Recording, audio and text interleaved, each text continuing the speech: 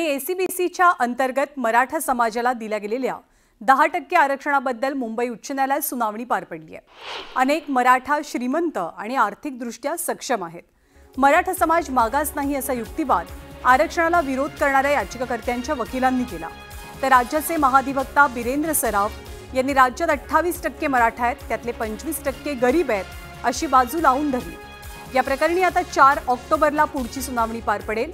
पुढच्या सुनावणीमध्ये आर्थिक आणि सामाजिक प्रवर्गात मराठा समाज मागास आहे का याबद्दलचा युक्तिवाद केला जाईल। आणि मराठा आरक्षण जीआरच्या विरोधात ओबीसी संघटना आक्रमक बनल्यात। ओबीसी संघटनांची आज नागपूरमध्ये महत्त्वाची बैठक पार पडली। या बैठकीमध्ये ओबीसी संघटनांनी मोर्चाची रणनीती आखली आहे। नागपूरमध्ये ओबीसी संघटना 10 ऑक्टोबरला महामोर्चा काढणार आहेत, तर मराठा आरक्षण जीआरला ओबीसी संघटना हायकोर्टात आव्हान देतील। ओबीसी संघटनांच्या बैठकीनंतर काँग्रेसचे नेते विजय वडेट्टीवारांनी याची माहिती दिली।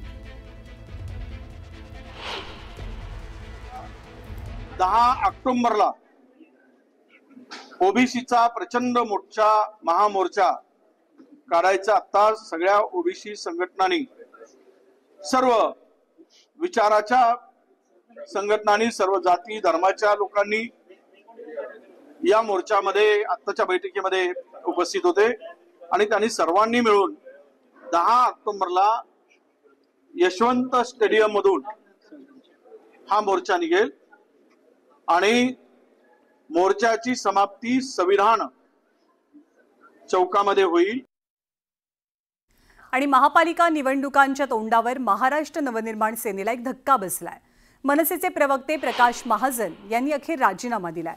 प्रकाश महाजनांनी मनसेला जय महाराष्ट्र केलाय।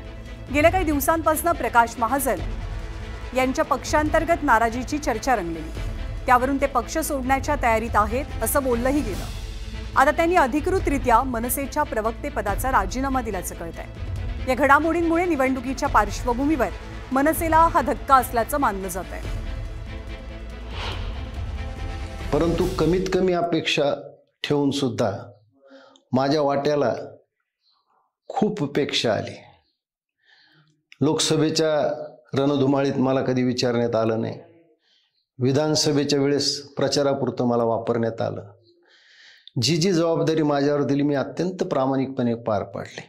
माझ्या कामाचे कौतुक नाही, पण माझ्या हातून ज्या चुका झाल्याच नाही त्याचे बोल मला लावण्यात आले।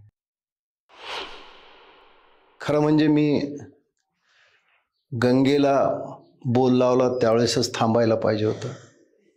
खरं म्हणजे मी पहलगामच्या वेळेसच थांबायला पाहिजे होतं, पण त्यावेळेस मला असं वाटलं की कुठंतरी काहीतरी सुधारणा होईल। व्यक्तिगत म्हणाल तर माझी अपेक्षा अत्यंत कमी आहे।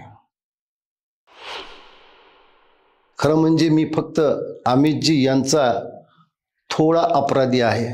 मी त्यांना छत्रपती संभाजीनगरच्या सभेत हे शब्द दिला होता की अमितजी मी तुमच्यासोबत काय तुमच्या मुलासोबत देखील मी काम करेन, पण दुर्दैवाने परिस्थिती अशी आली की मी दिलेला शब्द पाळू शकत नाही। अमितजी तुम्ही मला समजून घ्याल असं मला वाटतं।